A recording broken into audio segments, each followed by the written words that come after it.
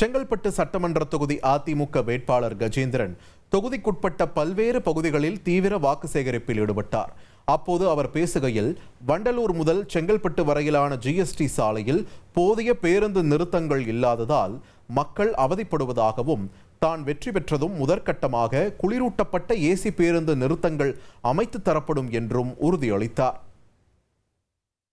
மக்கள்கிட்ட பாதாள சாக்கடை திட்டத்தை அறிவிச்சு அவசர கதியில இந்த 2 மாசம் 3 மாசத்துல இந்த பாதாள சாக்கடை திட்டத்தை நாங்க போடுறோம்னு சொல்லி இந்த திமுக அரசாங்கம் எல்லா இடங்கள்லயும் இருக்க சாலைகள் எல்லாம் தோண்டி போட்டு இன்னைக்கு மக்கள் ஸ்கூலுக்கு போற பிள்ளைங்கள்ல இருந்து வேலைக்கு போறவங்கல இருந்து கடுமையான அவதிக்கு உள்ளாகுறாங்க.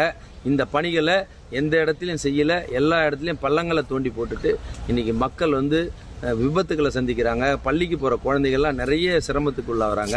நான் சட்டமன்ற உறுப்பினராக பொறுப்பேற்ற உடனே இந்த செங்கல்பட்டு தொகுதிக்கு உட்பட்ட அனைத்து பகுதியிலும் பாதாள சாக்கடை திட்டத்தை விரைந்து நடத்தி தரமான சாலைகள் அமைக்கப்பட்டு மக்கள் அவதிப்படுறதை சரி செய்யப்படும்.